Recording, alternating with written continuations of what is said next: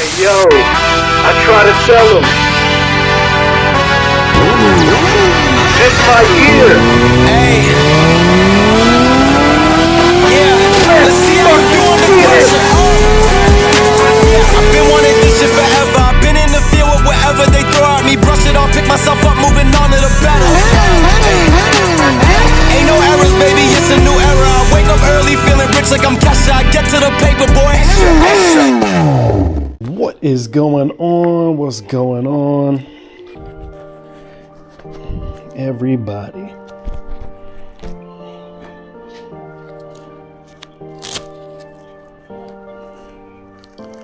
What's going on? So I kind of wanted to make this video. I kind of want to go over a few things when it comes to this leader bike, right? When it comes to this leader bike, I wanted to go over a few things.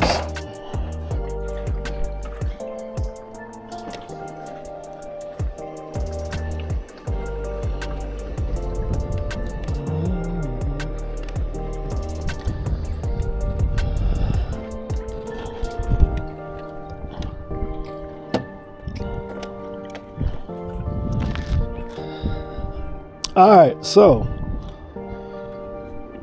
you just angle that down a little bit. So you just got yourself, or you're considering getting a leader bike, right? This right here is a 2023. I'm about to say Kawasaki. Suzuki GSXR, whatever you want to call it, 1000R. Sorry, not the double R. This is a single R. Best way you can tell, if you go to the dealer or before you go to the dealer, make sure you want to get the one that you want. If you want the double R, you're going to get the one is going to have completely different shocks. It's going to have big Showa shocks on it. They still come with Brembos, but basically the double R, you're getting the better quote unquote suspension, which technically it is better. Bikes like Kawasaki, the ZX-10, they come with them already. So it's kind of up to you and what you're going to ultimately be doing with the bike. Apologize, the bike is very, very dirty. It's filthy, actually. So when I was looking, in my honest opinion, I didn't feel like the extra $2,000, $2,200 or whatever it was actually worth spending the price, like worth spending just to get that. To me, the bike handles pretty darn well. My only gripe with the bike is that I kind of sometimes feel like, even though we have the Brembos, which work really, really well, I just sometimes feel like they're a little bit squishy.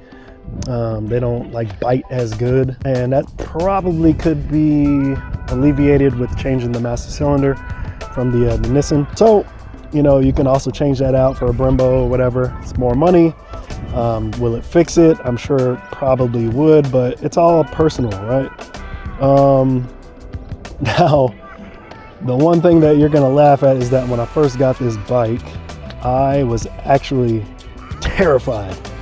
I was so terrified that I did not even ride it home from the dealership.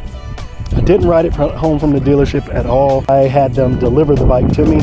They delivered it literally right to my house for me, because I was not comfortable with the ergonomics of this bike, right?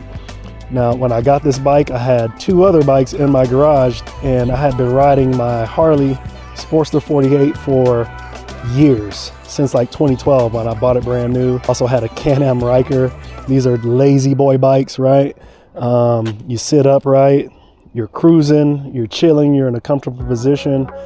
And so immediately getting back onto a sport bike, which I hadn't done for like 10 years, it felt extremely aggressive, right?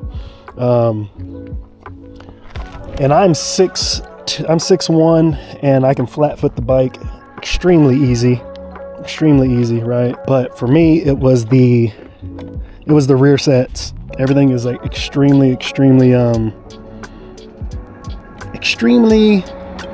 aggressive. So most of my concern came from me not having the confidence to balance the bike because I automatically felt unbalanced getting on it. So just to kind of give you guys some pointers, some tips, if you are thinking about getting a leader bike, and maybe it is going to be your first bike, right? I do think that you can learn on a leader bike of this caliber as your first bike. Would I recommend it? I would not. Only reason why I'm saying that you could is because if you do have experience riding two wheels, I think you would have a better chance of getting something like this.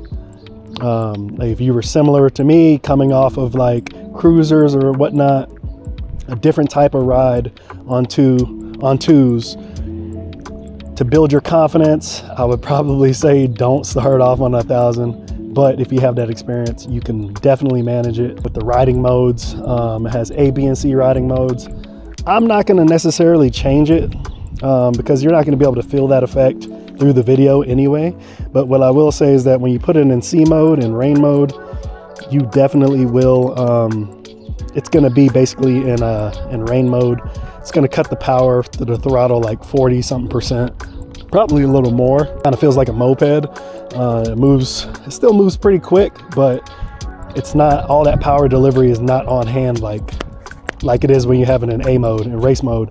Yeah, there's a big difference, man.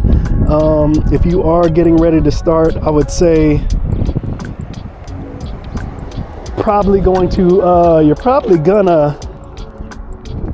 feel like the throttle is really twitchy. Bike is really sensitive. I personally think sometimes now, even in race mode, sometimes you got to be really careful with the throttle because, you know, even when you're like bullpupping, like young, you know what I mean? You're playing around like that, you got to be careful because the torque is so much torque, and that's what makes these leader bikes you know, unforgiving, you know what I mean? So this is probably the reason why most people say do not start off on a leader bike as your first bike.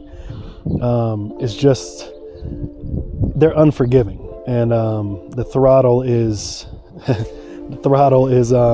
sometimes can be unpredictable if you are not used to that kind of torque.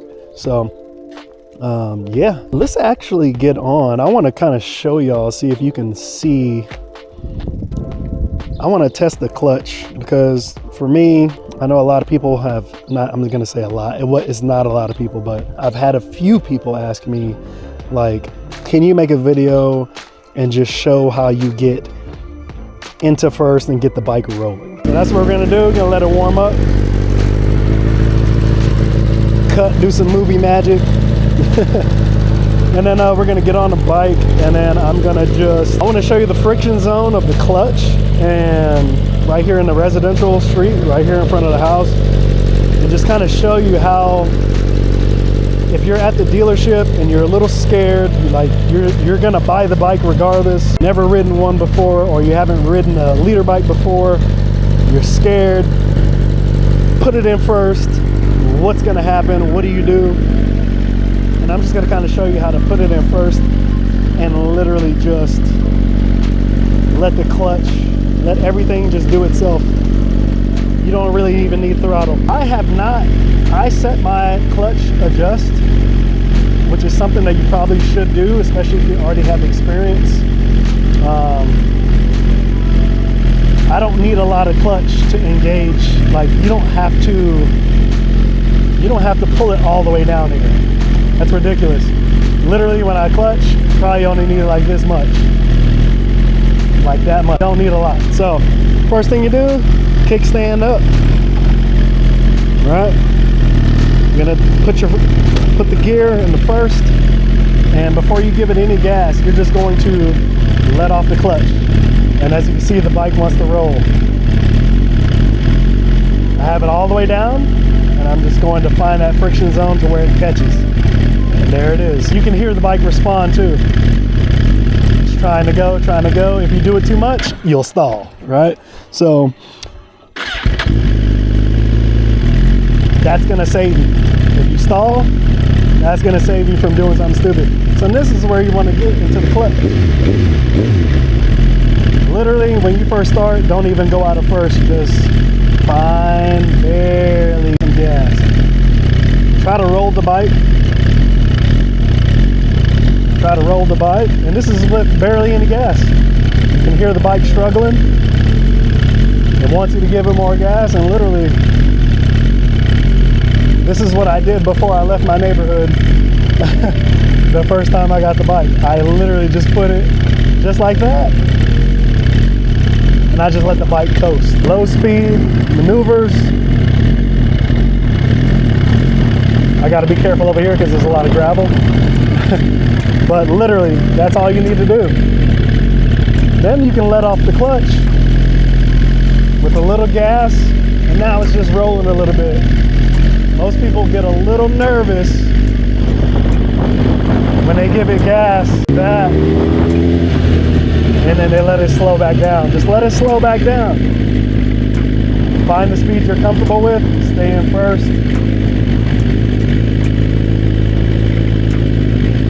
Stay in first, and just chill. You don't have to leave first at all.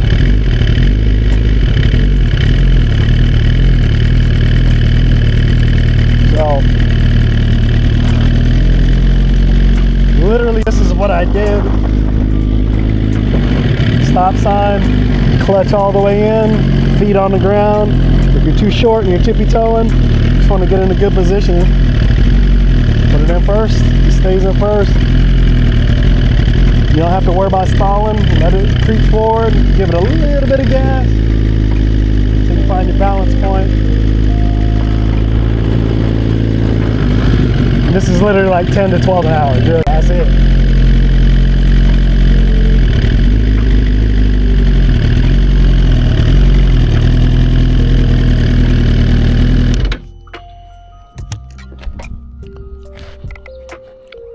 Super easy.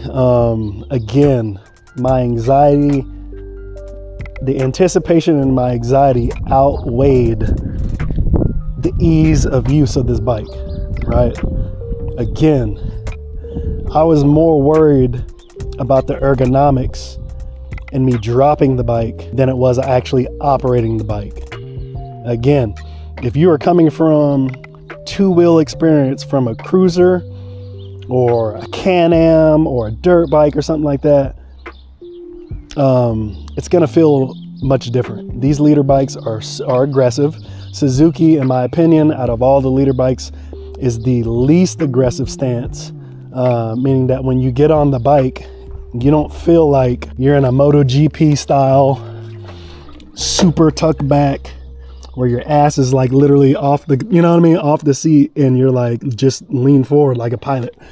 Suzuki is no, you can literally just sit upright on a Suzuki and you still feel very, very comfortable. Now, when you're going like 70, 80 miles an hour and you try to sit up, you know, the wind's definitely going to catch you. So you definitely want to stay kind of tucked a little bit, but because this is not a cruiser, but it's very, very comfortable. And I just think that really the only issue that you're going to have at first is just the rear sets being in a position that they are. It's a sporty race position versus if you were on a cruiser and you're in a chill position where your controls are in front of you versus behind you. It's all about just readjusting and getting your new balance point. And that's it, honestly. I would suggest that at the very least, if you go to your dealership, ask them if you can at least sit on the bikes. Ask them if they have a demo bike. Maybe it's not going to be the demo bike or the bike that you want. You know what I mean? You may be going in for a leader bike and maybe they have a demo 600. It's the same kind of ergonomics. Test that bike, sit on the bike, rock the bike, move the bike. The first thing that I did when I got on this thing is I flicked the bike, flicked it. I just wanted to see its tipping points. I wanted to see at what point is it the heaviest? Does it feel heavy when you're lean? You know what I mean? Like where's the weak points where it feels like you're actually gonna fall? And I mean, I'm telling you, these bikes are so light that you're going to be extremely surprised at how light these bikes are, especially if you're coming from a cruiser. My Sportster 48 was heavy as hell. I almost felt like it was a toy when I jumped on this thing, and especially when I jumped on the 750 as well. They just feel so light that it almost kind of feels insane. Like, it does feel like a toy. And when you start to move, the bike gets even lighter. So, you know, these are things that I would suggest going to do before you actually go get a bike or before you go buy one, like sight unseen. I know a lot of people like myself, when I got my first motorcycle, surprisingly enough, I bought my motorcycle off of eBay. Brand new at the time, 2004 Ninja 250. I had never sat on before, but I just knew that that's what I wanted. So I wouldn't recommend that for anybody. I would go into your local dealership, ask if you can sit on a few of the bikes, especially if you think that you want a leader bike for sure. I would say go sit on a couple of different bikes. Go sit on a naked bike. You know, go sit on like a Hyper Motard or a Dual Sport, a Supermoto, whatever they got. Sit on them all. You're going to be surprised when you listen to your body. Your body's going to tell you what kind of position it really wants to be in. You may really want this leader bike, but you sat on a naked bike and it just felt way more comfortable like you. I've had friends that really want leader bikes, but they went and they sat on a naked bike like a Z1000 or something like that, or MT-07, MT-09, and it felt like them, and they decided to get that instead. And you still have just as much fun. So make sure you test your bikes before you buy them. Make sure you can get whatever you can out of your dealership before you make a decision. And don't be afraid to operate it. Yeah, like I said, it may be a little scary at first, especially if it's your first time. I would honestly suggest, if it is your first time and you actually are really nervous, I would say just listen to your gut. Again, my biggest fear at the time was I did not want to leave the dealership, the premises, and wreck this bike right leaving the dealership. And I honestly felt like that was probably going to happen. And so instead of being teased, like, you know, they kind of did tease me at first, like, damn, are you serious? Like, you buy all your bikes from us. How are you nervous to ride this shit home? You know, like, how are you nervous to ride this home? I'm just like, I just feel nervous. I don't feel like it's going to end well if I leave the dealership right now with this bike. And so, you know, you just got to listen to it. You know, they had to listen to me, and they said, okay, we'll deliver it. And it was the best thing ever, because like I said, I practiced up and down this street, trying to find the friction zones, trying to get used to low speed and having my balance before I went out on the public road and like wiped out. You know what I mean? So listen to your gut, and get into your nearest dealership and test some bikes. Now, most dealerships, like I said, nowadays, most dealerships probably don't even have demo bikes, as far as like leader bikes and maybe super sports, period. They, you know, a lot of them don't have them. They don't have demo bikes, but at the very, very least, at least ask them to be able to sit on it and get the feeling for it, be able to roll it. Also, it's not just about getting on the bike and rolling it. You want to be able to handle the bike. So tell them, like, I want to be able to roll the bike. I want to be able to see how it feels. I want to be able to see if it's if I'm comfortable with this thing.